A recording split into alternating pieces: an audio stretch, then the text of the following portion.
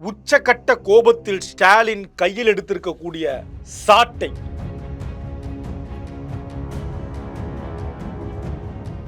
சட்டமன்றத்தில் முதலமைச்சர் விஜய் அப்பாவை காணோம் என்று பேசிய அந்த பேச்சுக்கு பதிலடி கொடுக்க போகிறதா அறிவாலயம்? ஒரு ஊர்ல ஒரு பெரியவர் வெயில் ரொம்ப ஜாஸ்தியா இருக்குன்னு சொல்லிட்டு கண்ணுக்கு மேல கை வச்சுக்கிட்டு இப்படி சுத்தி முத்தி தேடிக்கிட்டு இருந்தாராம்.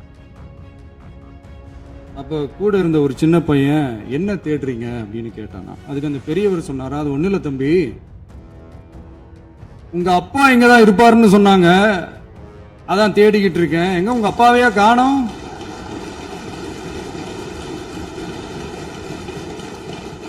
இல்ல அந்த எங்களுக்கும் நக்கலா நையாண்டியா சம்பந்தம் இல்லாத குட்டி கதை இதெல்லாம் எங்களுக்கும் பேச தெரியும். அந்த கதையில பெரியவர் அப்படி சொன்னாராம், தப்பா எடுத்துக்காதீங்க. அந்த கதையில பெரியவர் அப்படி கேட்டாராம்.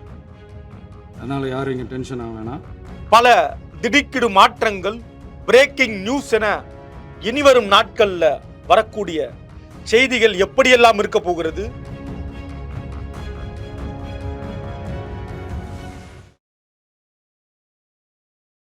தமிழ்நாட்டுல எல்லாமே சேஞ்ச் ஆயிடுச்சு. உங்க நகையையும் சேஞ்ச் பண்ணுங்க. உங்க பழைய நகைக்கு கிராமுக்கு 150 ரூபாய் கூடுதலா வாங்கி புது நகை எடுத்துக்கோங்க. அதே கம்மி சேதாரம் தான் உங்க லலிதால மட்டும்தான். ஆச்சி மசாலா, எந்த சமையலும் ருசி தேடும் ரகசியம் 20 ரூபாய். கடந்த திமுக ஆட்சியில அமைச்சர்களாக இருந்தவர்கள் ஏவாவேலு, KN நேரு, செந்தில் பாலாஜி, சேகர் பாபு என இன்னும் சிலர் அமைச்சராக இருந்தவர்கள் இருக்காங்க இல்லையா, இவர்கள் மீது நடவடிக்கை எடுக்கணும் அப்படின்றதுல தற்போது இருக்கக்கூடிய தாவேகா அரசு வேகம் காட்டுவதற்கு வாய்ப்பு இருக்கு அப்படின்ற சில தகவல் எல்லாம் தற்போது வெளிவந்து கொண்டிருக்கிறது. பலரும் பல விதத்தில் அதை சமூக வலைத்தளங்கள்ல வெளிப்படுத்துகிறார்கள். உடனடியாக இந்த தாவேகா அரசு இந்த முடிவை வேகப்படுத்தி எடுப்பார்கள். அதாவது இந்த 5 ஆண்டு காலம், இனி வருகிற 5 ஆண்டு காலம் ஆட்சியை நம்ம தொடரணும் அப்படின்னா திமுகவுடைய எதிர்ப்பிலிருந்து நம்மை காப்பாற்றிக் கொள்ள வேண்டும் என்றால் திமுக அப்படியே ஃப்ரீயா விடுறது, சுலபமா விடுறதுன்றது நமக்கு ஆபத்து. குறிப்பாக எதிர்க்கட்சியாக இருக்கக்கூடிய திமுக எப்படியெல்லாம் வேலை செய்யும் அப்படின்றத ஒரு டேட்டா போட்டு கொடுத்துருக்காங்களாம் இன்றைய முதலமைச்சர் திரு விஜயிடம். இப்படியெல்லாம் இவங்க வேலை செய்வார்கள். இப்போ ஆதவ அர்ஜுனா மாதிரியான அமைச்சர் இருக்காங்க இல்லையா, இவர்கள் எல்லாம் ஏற்கனவே திமுகவில் இருந்தவர்கள். திமுக அறிமுகம் உண்டு. திமுகவில் இருந்தவங்க அப்படின்னா இந்த தேர்தல் வியூகம் சம்பந்தப்பட்ட பணிகளில் இருந்தவங்க. இப்போ திமுக எப்படி வேலை செய்யணும்னு தெரியும். அந்த வகையில் நேற்று சட்டமன்றத்தில் இந்த பார்ட்டி ஃபண்ட், அரசனுடைய திட்டங்கள் ஏதாவது ஒன்று தொடங்கப்படுகிற பொழுது, முதலீடு வருகிற பொழுது, மற்ற பணிகள் தொடங்குகிற பொழுது இந்த பார்ட்டி ஃபண்ட், கட்சிக்கான நிதி அப்படின்றத வலுக்கட்டாயமாக கேட்டு பெறுவார்கள் அப்படின்ற மாதிரியான ஒரு குற்றச்சாட்டு தற்போது பேசப்பட்டு வருகிறது. கடந்த ஆட்சியில் நடந்ததாக முதலமைச்சர் அவர்கள் இதை சட்டமன்றத்திலேயே பேசினார். பேசுகிற பொழுது இது ஊழல், எனவே இந்த ஊழலுக்கு இந்த அரசு எதிர்ப்பாக இருக்கும், இந்த ஊழலை இனி நாங்கள் தொடர விட மாட்டோம், யாரையும் தொடவும் விட மாட்டோம், இதற்கு முன்னால் தொட்டவர்களையும் விடமாட்டோம் என்று திரு விஜய் அவர்கள் பேசிய இந்த பேச்சு என்பது ஒரு ரெட் அலர்ட்டை கொடுத்திருக்கிறது அறிவாலயத்திற்கு. இப்படி ஒரு செய்தி சமூக வலைத்தளங்களில் பேசப்பட்டு வருது. பலரும் இப்படியெல்லாம் நடக்க போகுது அப்படின்றத கணிக்க ஆரம்பிச்சிட்டாங்க. போதைப் பொருள் பாதுகாவல் கழக மாடல் அரசாங்கம் செஞ்ச ஒவ்வொரு ஊழலா வெளியில வந்துகிட்டு இருக்கு. டாஸ்மாக்ல அது என்னப்பா அது பேரு, பார்ட்டி ஃபண்ட் கட்சி நிதி அப்படின்ற பேர்ல அடிச்ச கொள்ளையெல்லாம் ஒண்ணா இப்போ கவர்மெண்டோட கஜானாவுக்குள்ள கொண்டு சேர்த்துக்கிட்டே இருக்கிறோம்.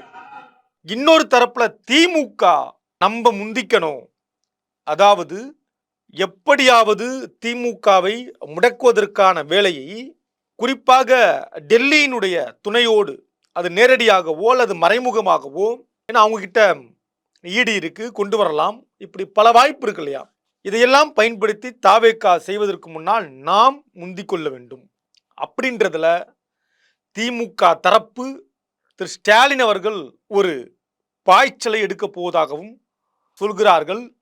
அதன்படி தாவேகா தரப்பில் இருக்கக்கூடிய சில எம்எல்ஏக்களும் அமைச்சர்களும் வெகு விரைவில் திமுகவுக்கு வருவார்கள் நேரடியாக அவர்களால் வர இயலாது. அப்ப என்ன பண்ணலாம், அவங்களை எப்படி கொண்டு வர்றது அப்படின்னு ஒரு முயற்சியை திமுக தரப்பு எடுத்துக்கொண்டிருக்கிறது. இப்ப நேரடியாகனா உடனே தாவேக்காவிலிருந்து திமுகவுக்கு வர முடியாது இல்லையா?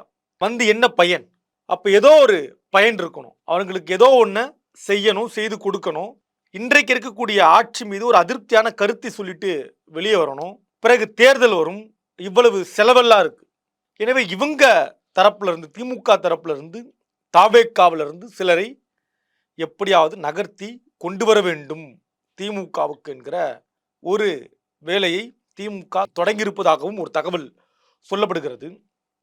குறிப்பாக நேற்றைய தினம் முதலமைச்சர் அவர்கள் சட்டமன்றத்தில் சொன்ன ஒரு கதை இருக்கு இல்லையா, அந்த கதை பலரும் சட்டமன்றத்தில் இதை அவர் பேசி இருக்க வேண்டாம், தவிர்த்திருக்கலாம் அப்படின்னு சொல்றாங்க. குறிப்பாக திமுக தரப்பு, திமுக தலைமை என்பது உள்ளபடியே இந்த கதைக்கு பிறகு ஒரு பெரிய வருத்தத்தில் இருக்காங்க.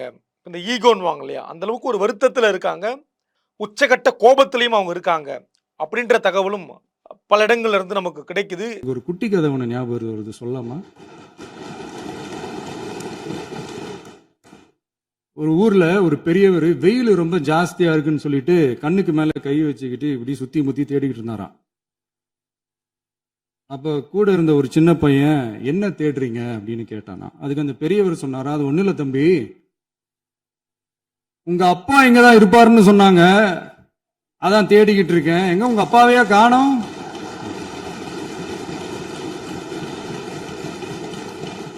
இல்ல, அந்த எங்களுக்கும் நக்கலா நையாண்டியா சம்பந்தம் இல்லாத குட்டி கதை இதெல்லாம் எங்களுக்கும் பேச தெரியும்.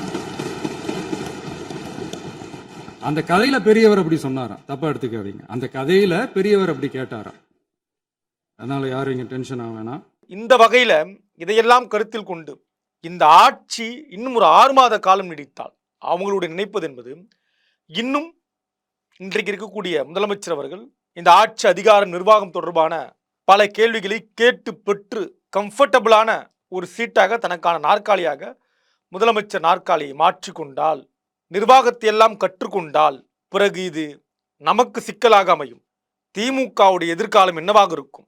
திமுக என்பது மிகப்பெரிய கட்சி, பல கைதேர்ந்த அரசியல்வாதிகள் இருக்கக்கூடிய கட்சி திமுக, பல பொறுப்பாளர்கள், பல அணிகள் இருக்கு. இவர்களுடைய எதிர்காலம் என்ன அப்படின்ற கேள்வியும் இருக்கிறது. அப்ப எப்படியாவது திமுகவில் இருக்கக்கூடிய முன்னாள் முன்னாள் அமைச்சராக இருந்தவர்கள் இவர்களை எல்லாம் சிறைப்பிடிக்க வேண்டும் என்று இந்த தரப்பு முந்துவதோ, இவர்கள் முந்துவதற்குள் நாம் அந்த தரப்புல இருந்து சிலரை இந்த பக்கம் கொண்டு வர வேண்டும் என்று இந்த தரப்பு முந்துவது என 2 தரப்பிலும் ஒரு போட்டி நடந்து கொண்டு இருப்பதாக அரசியல் உற்று நோக்கக்கூடிய நபர்கள் சொல்லக்கூடிய கருத்தாக இருக்கிறது. சமூக வலைத்தளங்கள்ல பலரும் இதை பேச தொடங்கிட்டாங்க. திமுகவை சிதைக்கணும்னு தாவேக்காவும், தாவேக்காவில இருந்து சிலரை திமுகவுக்கு கொண்டு வரணும்னு திமுக ஒரு அசைன்மெண்ட் வச்சிருக்கிறதாகவும் நம்ம ஏற்கனவே பல வீடியோக்களில் பேசியிருக்கோம் இதை பற்றி. இப்படி அதை இன்னும் கூர்மைப்படுத்தி திட்டமிட்டு சரியா பிளான் போட்டு கொண்டு வரணும் அப்படின்ற வேளையில திமுகவும் முந்துகிறது அப்படின்ற செய்தியெல்லாம் பேசப்படுகிறது.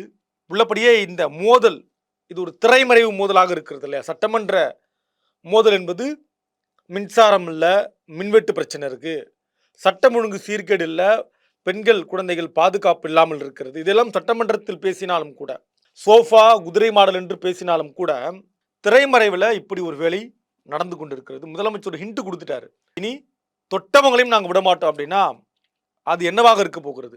மக்கள் நம்மை தேர்ந்தெடுத்திருக்கிறார்கள் திமுக மீது கடுமையான கோபத்தில் இருந்து. அப்படின்னா நம்ம திமுகவை விட்டுவிடக்கூடாது. திமுகவுடைய ஊழல் அமைச்சர்களுடைய பட்டியல்களை தயார் செய்து அதை மக்களிடத்திலே காட்டி அவர்களை சிறைக்கு அனுப்ப வேண்டும் என்று தாவேகா எண்ணுகிறது என்கிற கருத்தெல்லாம் சமூக வலைத்தளங்களில் எழுதப்படுகிறது, பேசப்படுகிறது. டாஸ்மாக் மாதிரியே பல டிபார்ட்மெண்ட்லயும், மறுபடியும் சொல்றேன், கட்சி நிதின்ற பேர்ல அடிச்ச கொள்ளைய ஒண்ணா கவர்மெண்டோட கஜானாக்குள்ளேயே கொண்டு சேர்த்துக்கிட்டே இருக்கிறாங்க. இப்பவும் சொல்றேன், மக்கள் பணத்துல இருந்து ஒரு பைசா கூட தொடமாட்டோம், தொடவும் விடமாட்டோம், தொட்டா விடமாட்டோம், இதுக்கு முன்னாடி தொட்டவங்களையும் விடமாட்டோம்.